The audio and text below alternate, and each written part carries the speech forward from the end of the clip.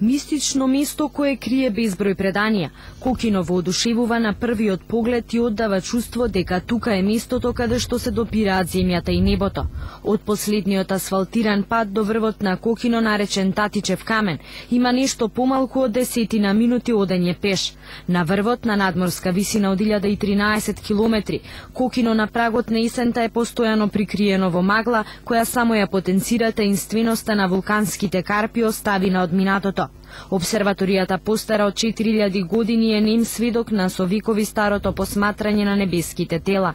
Антензитните карпи со природна предиспозиција да пукаат, на жителите само им го олеснувале оформувањето на маркерите, процепи во карпите во кои се одредувала позицијата на сонцето и месечината, и така се правел рано земјоделскиот календар, според кој се ориентирало кога треба да започне сидбата.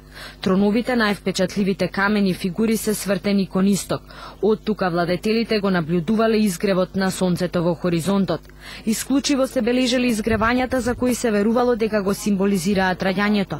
И денеска се зачувани верувањата дека полна месечина и затемнувањето носат несреќа и смрт.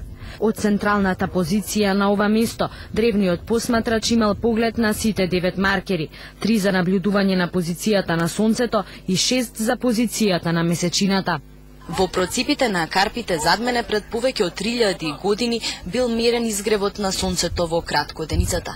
Денеска тие се евидентен доказ дека и тогаш постоела развиена цивилизација, култура и главен предуслов Кокино да влезе под заштита на УНЕСКО.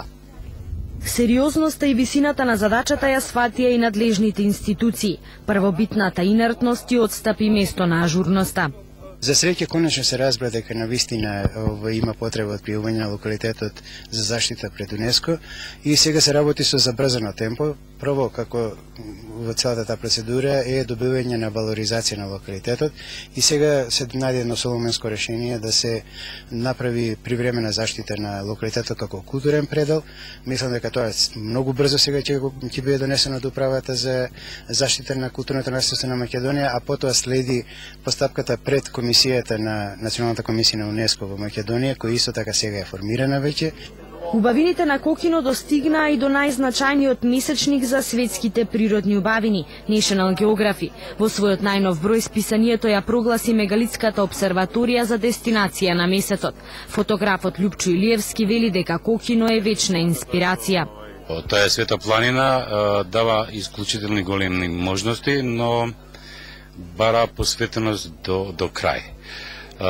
Ниту сам човек не може да го направи, значи потребна е екипа за таа силна опрема да се транспортира до горе, да се распореди, да се помага во сите тие нешта збиднување, затоа што многу од настаните во астрономијата траат исклучително кратко, а се чекаат многу долго. Едно од најстарите народни преданија вели дека сонцето живеело на врвот на Светата планина, местото каде што од боженството се барало да се промени судбината, нов циклус обнова. Познавачите велат дека откритијата на Кокино представуваат токму тоа, нов циклус за македонскиот народ, кој докажува дека и пред 4000 години имал развиена култура и писменост.